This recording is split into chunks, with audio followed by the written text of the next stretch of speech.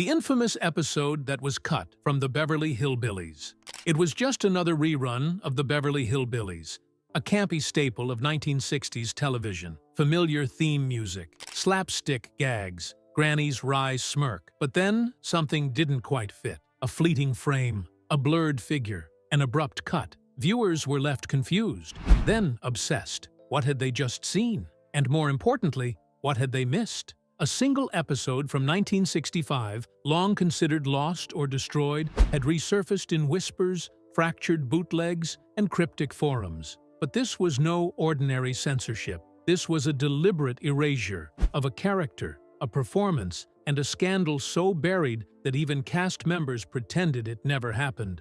So what really happened in the infamous missing episode of the Beverly Hillbillies? Let's go back. The year was 1965. And the Beverly Hillbillies was unstoppable, averaging over 30 million viewers per week. It was America's favorite sitcom, a cultural juggernaut that had somehow struck oil in the middle of the nation's psyche. Families gathered every week to watch the Clampetts fumble their way through Beverly Hills society with moonshine wisdom and country charm. The jokes were simple, the formula was proven, and CBS had no intention of tampering with success. But something did tamper with it. Season 2, Episode 21, catalogued internally at CBS as, was slated to air on March 10, 1965. It bore the innocuous title Granny's Feud, another light-hearted romp between the family matriarch and a rival socialite. The episode aired as scheduled, but what followed was anything but routine. Across several local CBS affiliates, viewers reported something strange. The episode seemed disjointed, as if chunks of it had been abruptly removed. Scenes cut mid-sentence. The musical cues were off. In one jarring moment, Jethro was seen driving his truck through Beverly Hills, laughing at someone in the back seat, someone whose face was heavily obscured, not by shadows, not by lighting, but by something more deliberate, a smear, a digital fog, as though the person had been erased. Television didn't work that way in 1965. Edits were linear. If a scene didn't belong, it was cut entirely. The technology to blur faces mid-shot didn't exist on live reels. And yet, there it was. A man in the back seat, his mouth moving, his presence undeniable. And then, just like that, the shot was gone. The episode aired only once in its full form. All subsequent rebroadcasts omitted it from the syndication cycle. On VHS releases, the episode was skipped altogether, replaced with a substitute that bore the same name but featured an entirely different plot. CBS never addressed the discrepancy. No press releases, no corrections, just silence. And so began the long, strange afterlife of Episode X, a single appearance, a vanishing character, and an edit that defied both technology and time. But who was the man in the back of the truck? And why had someone gone to such great lengths to erase him?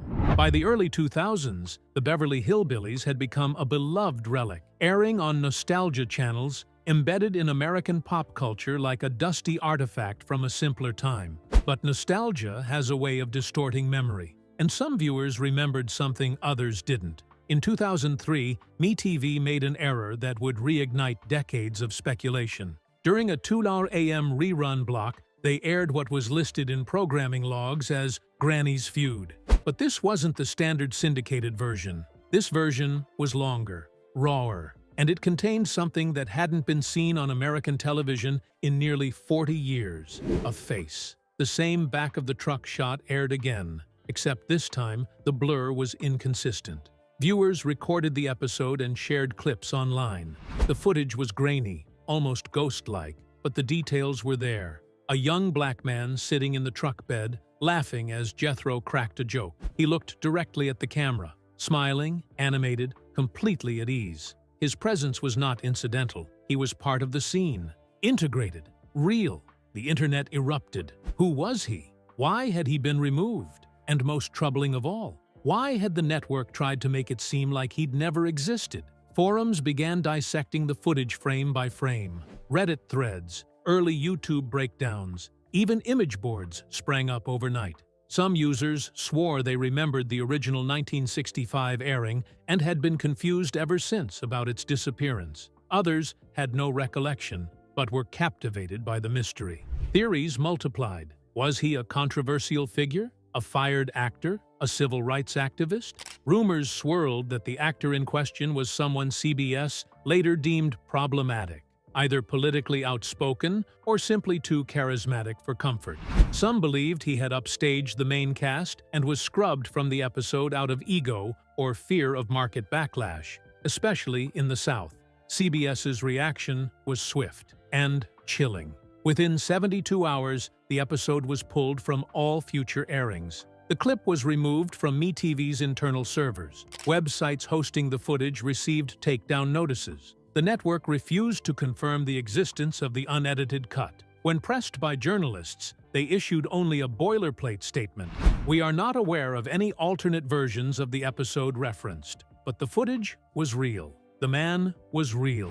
And that raised a far more troubling question. If a black actor could be retroactively removed from one of the most watched shows in American history, what else had we been made to forget? As the online manhunt intensified, attention turned to a short list of black entertainers active in the early 1960s who might have crossed paths with the CBS studio system. It didn't take long for one name to rise to the surface: Godfrey Cambridge. Cambridge was more than a comedian. He was a force, a sharply intelligent satirist who used humor to confront race, class, and injustice, often to uncomfortable effect. He was no stranger to the camera, having made appearances on The Tonight Show, The Dick Cavett Show, and Broadway productions. But his name had never been associated with the Beverly Hillbillies, at least not officially. In deep production notes archived by UCLA's Film and Television Library, a casting memo from early 1965 listed a Godfrey C. as a tentative guest for a mid-season episode titled Feudin' Time.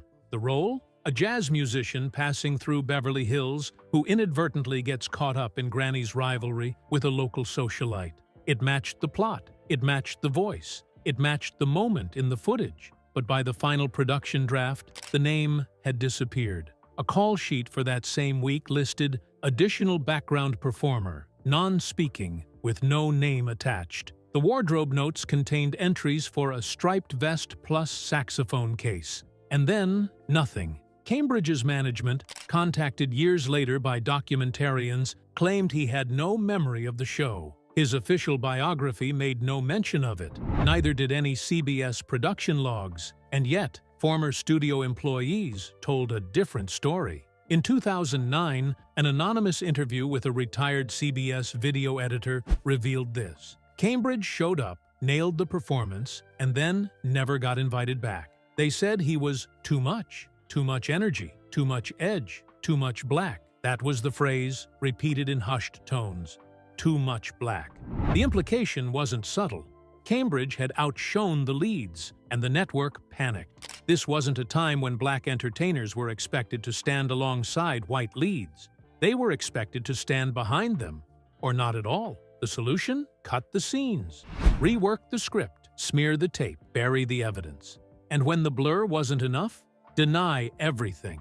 But the truth has a habit of resurfacing, and Cambridge's smile, visible for just a few seconds on that MeTV clip, was now burned into the collective memory of an audience who finally saw what they were never meant to. Television in the 1960s wasn't just a medium, it was a message. And CBS, at the top of the network food chain, controlled that message with ruthless precision. Continuity, they claimed, was sacred. Audiences needed predictability, laughter, comfort. But sometimes, continuity wasn't about storylines, it was about control. Following the mysterious disappearance of Episode X, internal memos from CBS's programming division, later leaked through a 1980s corporate breach, hinted at a much broader strategy. The memo, dated April 2, 1965, made only one cryptic reference to the Beverly Hillbillies. Ensure reruns maintain thematic consistency with S2E21 adjustments. Maintain audience equilibrium in Southern syndication blocks. Audience equilibrium wasn't a phrase viewers were meant to understand, but for executives, it translated into quiet censorship, the kind that wouldn't draw headlines, but would protect advertising dollars. S2E21. That was the episode that never re-aired in full. The one fans would come to know as Episode X. But why not just admit a guest spot didn't work out? Why blur a face? Why rewrite air logs? Because the lie had already been told, and it was easier to erase someone than admit they'd ever existed. Behind the scenes, tensions grew between show creator Paul Henning and the CBS brass. Henning was known for pushing subtle boundaries, using rural stereotypes to poke fun at class divisions. But according to a letter obtained from a private archive, Henning was furious when told the Cambridge episode would be shelved indefinitely. Godfrey delivered the best comedic performance we've had all season, Henning reportedly wrote. To remove it is to insult the audience's intelligence and mine. But Henning lost. The studio invoked breach of contract clauses and quietly revised episode numbers in all syndicated packages. By 1966, the episode had been replaced by a generic filler rerun. Continuity preserved, or so they thought. Control meant more than keeping timelines straight. It meant ensuring only certain faces, voices, and truths made it to air. And in 1965, television wasn't ready for a black actor to upstage a family of white oil millionaires, no matter how funny he was. For decades, the story of the missing episode remained a footnote, a trivia item passed between obsessive collectors and archivists. But in 2016, everything changed. A user on Reddit's r/obscure media board, under the now-deleted handle, uploaded 6 seconds of distorted footage. The grain was heavy, the audio was warped, but there it was, the back of Jethro's truck, the blurred man laughing, and a single line of dialogue never heard in any syndicated version. "Y'all don't know jazz if it bit you in the moonshine." The post went viral overnight. Was this the Godfrey Cambridge clip? How had it survived? And why had it been buried for 51 years? The user provided no explanation, only a chilling caption. "From my grandfather's VHS. He worked KROQ-TV in the 80s. Told me they had a banned episode they used to joke about." The community went into overdrive. Frame-by-frame breakdowns, facial recognition attempts, deep dives into production logs. Someone even created a 3D model of the truck scene based on matching shadows from other episodes. The trail led to a forgotten CBS affiliate in Des Moines, Iowa. There, an independent archivist confirmed that a mislabeled 16mm reel from the Beverly Hillbillies had been donated in the 1990s, but accidentally destroyed during digitization. No one could prove it had been the lost episode, but the timing was damning. More whispers emerged. A former prop assistant claimed Cambridge's wardrobe was returned unused in studio logs.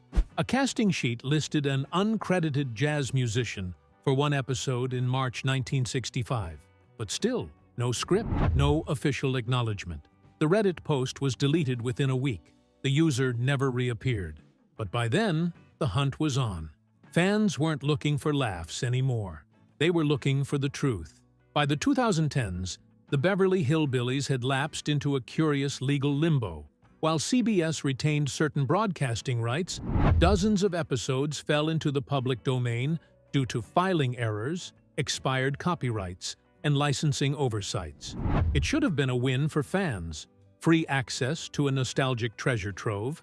Instead, it became a legal nightmare.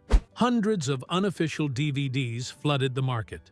Most were poor quality, slapped together by companies with names like Vintage Visions or Time Capsule Media, but some of them, just a few, contained unusual versions. Scenes that didn't appear in syndicated reruns, dialogue that sounded improvised, edits that felt off. In 2018, a Canadian distributor accidentally included a lost Season 2 episode on a bargain bin compilation titled Classic American Sitcoms, Volume 7. The packaging listed it generically as Granny's Feud, but fans immediately recognized differences. An unfamiliar guest voice, abrupt mid-scene cuts, and a strange musical segment where Jethro plays a saxophone, something he never did before or after. And once again, the blurred face. Ownership disputes erupted. CBS issued cease and desist letters, but not for the missing episode. Instead, they claimed unauthorized use of the show's theme song. Critics saw it as a diversion tactic. fighting over music to avoid talking about what was inside the episode itself. When pressed, CBS offered a boilerplate response. "We cannot verify the authenticity of episodes not part of the official syndication package." But that wasn't denial, that was evasion. The chaos of public domain laws had unintentionally unlocked a piece of TV history CBS had tried to bury. And now, that piece was scattered on cheap DVDs, forgotten servers, and attic storage boxes across the world. The truth wasn't lost. It had simply been misplaced, until now. It's easy to believe that a top-rated show is untouchable, that numbers insulate legacy, that audiences, millions strong, guarantee longevity. But television doesn't work like that. And in 1971, CBS proved it. The network famously axed the Beverly Hillbillies despite its strong ratings, a move that would be dubbed the rural purge. The cancellation swept away multiple hit shows: Green Acres, Petticoat Junction, Hee Haw, and more. The excuse? A shift toward relevant programming, appealing to the young, urban, advertiser-coveted demographic. But beneath the marketing jargon and demographic data was a darker undercurrent, an unspoken reckoning with the past. Among executives, relevancy meant more than topicality. It meant control, erasure, a clean break from the chaos of the 60s. And the Beverly Hillbillies wasn't as innocent as it seemed. By 1971, CBS had spent nearly a decade quietly managing the fallout from the missing episode. Internally, it was referred to in legal briefs as S2E21B, a ghost reel that had triggered at least 2 internal reviews and multiple memos regarding regional broadcast inconsistency. Publicly, no such episode existed, but privately, it was a problem that wouldn't go away. Even without syndication, stories circulated. Bootleggers sold poor-quality VHS copies at flea markets. Fan clubs exchanged photos and freeze frames of the blurred man. CBS had received letters, complaints, and even legal inquiries about the episode over the years. Each time, they issued the same vague denials. There is no record of the episode in question. But there was, and it was contaminating the brand. In a confidential strategy document later obtained by a UCLA media historian, the network listed the Beverly Hillbillies as having content liability risk due to unresolved talent usage conflicts. While no names were mentioned, the implication was clear. Someone had appeared on that episode who wasn't supposed to. Or worse, someone had been deliberately removed. CBS needed to move on. The country was changing. Vietnam protests, civil rights battles, the Nixon years. A show about hillbillies striking oil was no longer charming. It was out of step, so they cut their losses. The Beverly Hillbillies was canceled. No farewell episode, no retrospective. The show disappeared as quietly as the episode it had buried. But the purge wasn't just about starting fresh. It was about closing doors, permanently.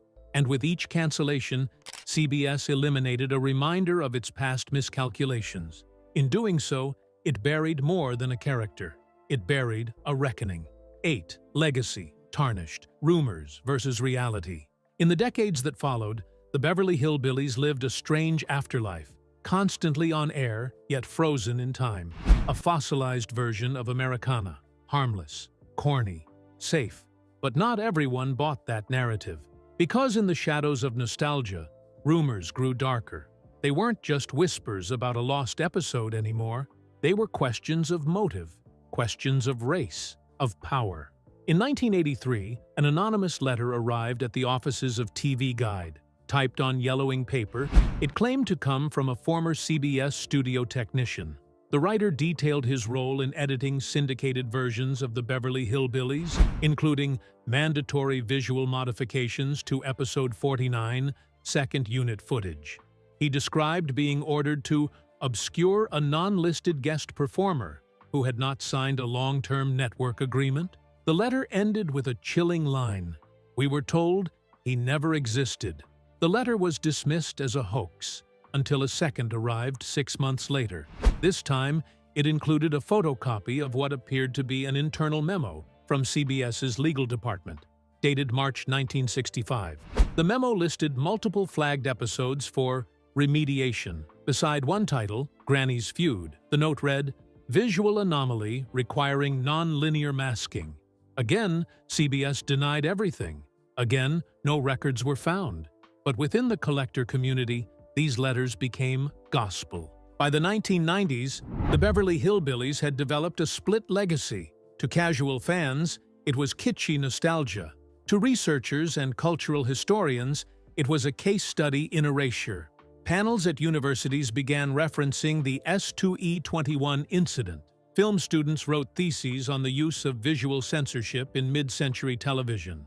And more than once, the name Godfrey Cambridge appeared in footnotes, whispers, speculation. Yet despite all the attention, no definitive proof emerged. No complete script, no production stills, only fragments. Still, the rumors had done their damage. When a proposed reboot of the show surfaced in 1999, it was quickly shelved, not for creative reasons, but due to complicated licensing and unresolved legacy issues. One executive, speaking off record, said bluntly, "We don't want to touch the baggage."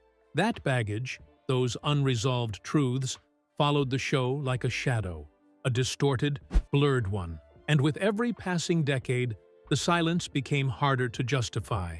On a cold February night in 2003, at 2:38 a.m., something slipped through the cracks. MeTV, a network known for nostalgic reruns, accidentally aired a version of Granny's Feud that had never been seen by modern audiences. Not the syndicated cut, not the public domain variant, something else entirely. Within hours, forums lit up. Viewers reported an unfamiliar subplot, a jazz-infused musical interlude, and, most significantly, a clear shot of a man in the back of Jethro's truck. No blur, no edit, just a single line, spoken plainly. "Ain't nothing wrong with the rhythm in these hills." The episode aired only once. MeTV immediately issued a statement citing a broadcast mix-up, but they refused to confirm which version had been shown. All future broadcasts reverted to the known cut, but the damage, or perhaps the revelation, had been done. Several users had recorded the episode. Clips were uploaded to YouTube, Vimeo, even torrent sites. Most were quickly taken down via copyright strikes, but one grainy version remained, circulating quietly in collector circles. Investigators combed through the clip, voice analysis, facial mapping, even wardrobe comparisons. The consensus? The voice matched early recordings of Godfrey Cambridge. The timing matched studio logs. The performance, though brief, was unmistakably his. CBS refused to comment. When asked if Cambridge had ever appeared on the show, a spokesperson responded simply, "There is no record of that casting." But there was. In that 6-second clip, history had been briefly restored. And then it vanished again. Time should clarify, but sometimes it only deepens the mystery. More than 6 decades have passed since the Beverly Hillbillies premiered. In that time, entire genres have risen and fallen. Television has evolved from safe and serialized to gritty and self-aware. But one thing remains, the legend of the lost episode. No official statement, no confirmation, no denial, just absence. The blurred man in the back of Jethro's truck remains one of the most enduring unsolved puzzles in American pop culture. A silent specter riding shotgun through television history, erased not for what he did, but for what he represented. His performance wasn't scandalous. It was brilliant, bold, funny, unscripted in all the right ways. And that, perhaps, was the true problem. In 1965, an electrifying black comedian appeared on the most popular white sitcom in the country and stole the scene. Not through protest, not through politics, through sheer talent.